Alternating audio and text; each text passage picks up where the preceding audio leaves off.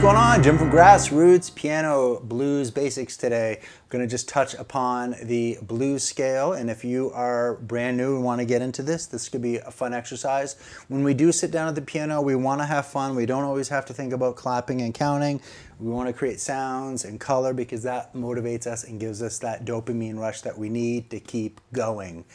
So I'm Jim, and today's lesson is all about the blues scale. I'm going to talk about different ideas with fingering, but also just musical ideas. And if you like what I'm doing, hit the like button, because I'm going to add to this lesson. I'm going to add in some drums. I'm going to talk about the chords. I'm going to do left-hand stuff down the road, but I like to do things a bit more in bite size because of my time and your time.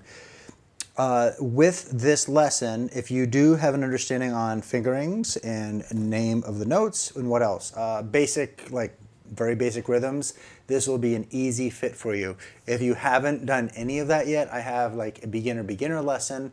I just, as a teacher, want to set everyone up for success, and I don't like to see learners lost, especially on the internet.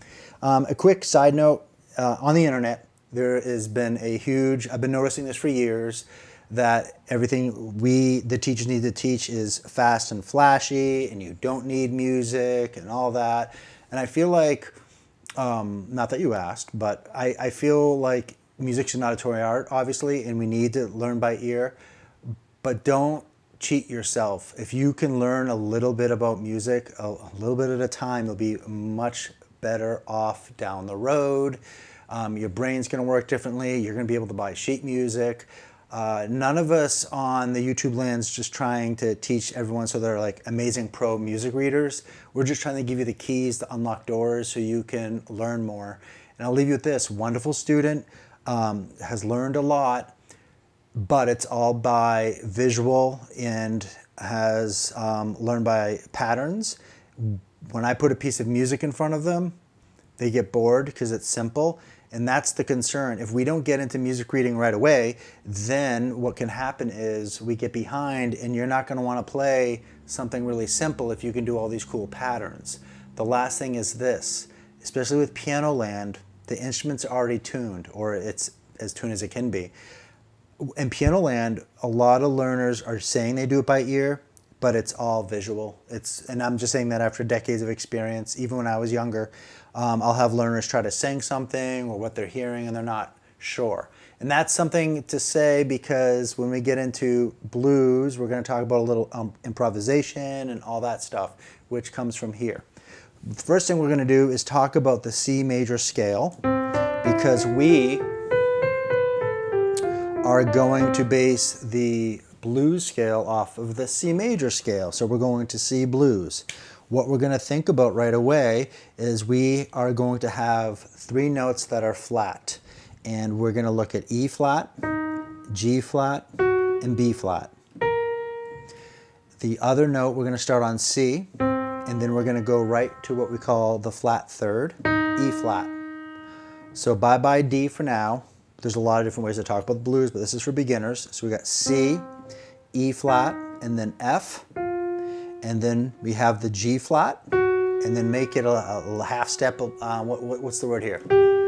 I don't know, soulful. G natural, and then B flat, and then C. So let's look at the patterns.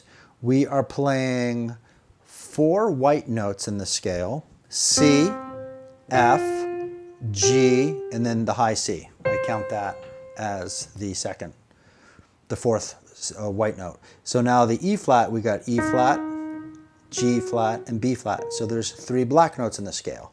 So I'm going to just show all the notes now. C, E flat, F, and then G flat, G natural, B flat, and C. And then you can practice going down. And this lesson could go into other things with music lingo. Some would say a sharp 4, not a flat 5.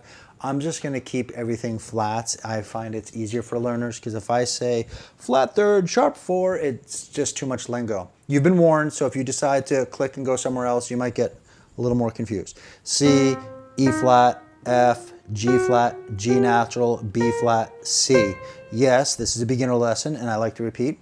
All right, let's talk about the fingerings. All right, one of the fingerings that's kind of standard, I'm not a big fan of, and I just think it's my hand, but I got to teach it anyway. It's really just the 1 and the 3. So it's 1, third finger, E flat, and then thumb tuck, 1, third finger on the G flat, third finger on G, third finger on B flat, and then if you're going to just do 1 octave, you can stay there. That is one way, meaning you can do the 4. So it's just a 1, 3, and it makes sense, the chromatic scale and all that jargon. Another one that is very standard, sometimes they say it's an alternate fingering. I like this one because it gives us a bit more of a workout and we're using other fingerings. It's 1, okay, and then we're gonna go to 2, and then 3, and then 4, and then thumb tuck, 1 on G, 2, and then 3. And I won't get upset if you put the 4 there, but we get 3, it opens up your hand up. So we're just taking 1 octave. All right, so when I was speaking in that way, my brain might be like, well, the first scale is a lot easier because it was just the 1 and the third finger. Yes, but to get it to flow, we're using more fingers, and if notice people with smaller hands sometimes can play this scale. But the good news is nothing is wrong as long as you are fluid and you are moving throughout the keyboard. For this lesson, I am going to be doing this fingering, 1, 2, 3, 4, and then thumb, 2, and then 3. Landmark notes, think about it this way, going down, 2 finger, and our thumb is all ready to go. And then 4. That really helps learners, 2 and 4. If you get that, you can cruise along. If you do 2 and 3, it gets really sloppy and twisty and all that. We don't want that. With me, so let's talk about the scale. We're going to go ahead and just play nice flowing quarter notes, but let's add a little fun in the left hand. We're just going to do basics, just like on 1. Here we go, and.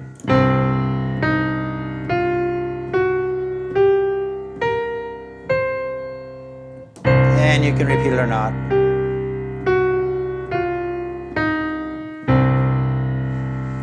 What I'd like to suggest now is piano is a percussion instrument, and it's never too early to start making musical sounds. So when we're playing it, we're going to think, we can't like bend it like a sax player or a string instrument, but we can add color in different ways. Crescendos. All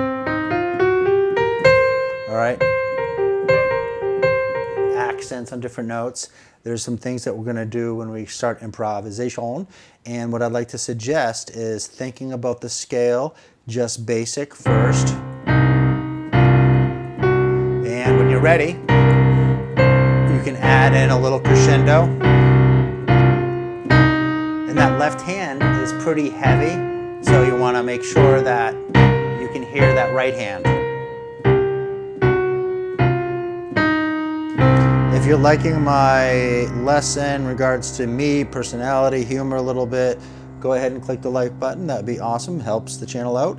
And now we're gonna do the same thing, but we're gonna do doubles. All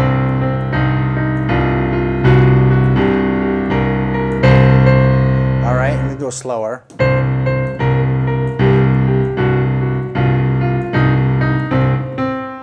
And the blues, in my mind, I have a big background in jazz. I am thinking the swinging eighth notes. In my next lesson, I'll do swinging and straight eighth notes. So you can think of different phrases like do ba do ba do ba do ba, and you can sing the scale like that too. Good for the ear.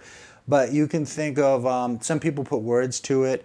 Do, D-O, and then ba, B-A, do ba. So you're swinging it round.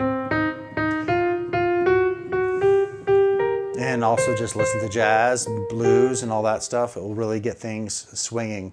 That will take some time. Another one that's fun is we're going to do the same thing, but instead of the doubles, we're just going to do the upbeat. 1, 2, 3, 4, 1, 2, 3, 4. What we'll do is keep the right hand. I'm going to bring this up here. 3, 1. Let's see, my computer's falling asleep, which means it might not record. All right, good. 3, 4, 1, 2, 3, 4, 1, 2, 3. Jim, it's a beginner lesson. Slow it down.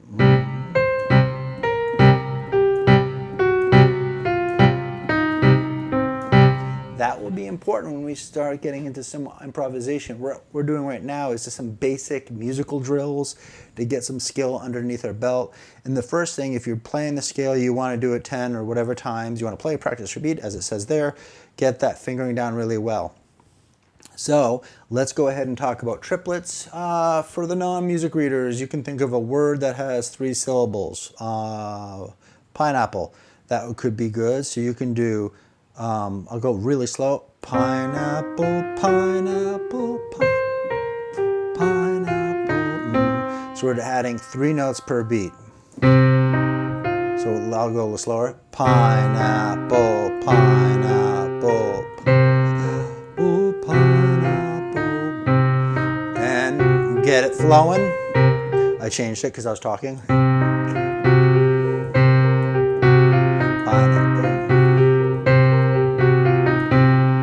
All right, so now we've done 3 different little skill building activities, not speed drills, but almost there. We did just 4 really, the scale, the basics, keeping it even and flowing. And what's good about the scale, by the way, I got very excited about this. I forgot to mention this.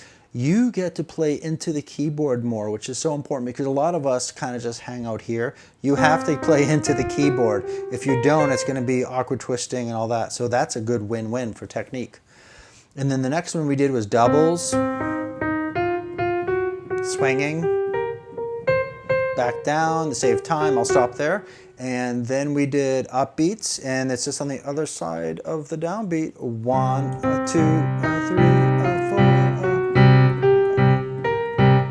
And you want to get it where you're ingrained and you're playing it. You're just hanging out like what I'm doing, talking and sharing this idea. And then the triplets. And I will tell you why I'm repeating these skills in a second. The triplets, we're going to go 1 triplet, 2. So these are skills. Now what we're going to do is we're going to improvise. But when we learn how to improvise, it's very normal to just go.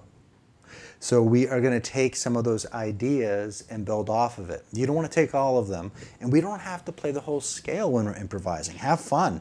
One student was doing this because it's really easy to play fast. So they're doing...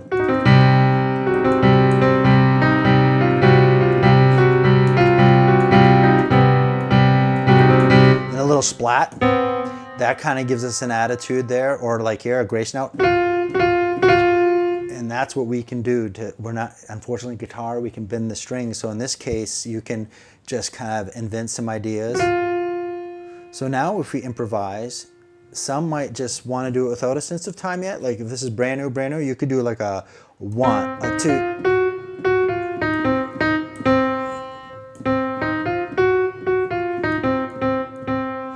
Take an idea and repeat it. I'm just using 4 notes, 4 pitches.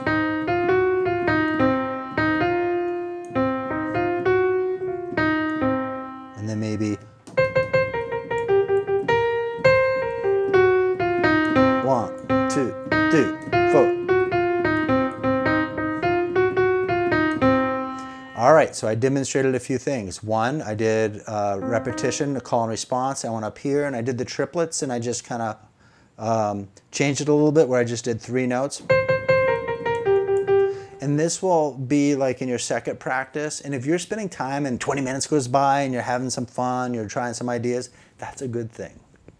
All right, make sure you let me know what you think of this lesson. If you want, I can put a cheat sheet in the comments. If you put yes, I'd like the cheat sheet, I will send you the link. But I need to hear from you and all that good stuff. So I'll see everyone soon and happy practicing. We'll get into more blues because I want to.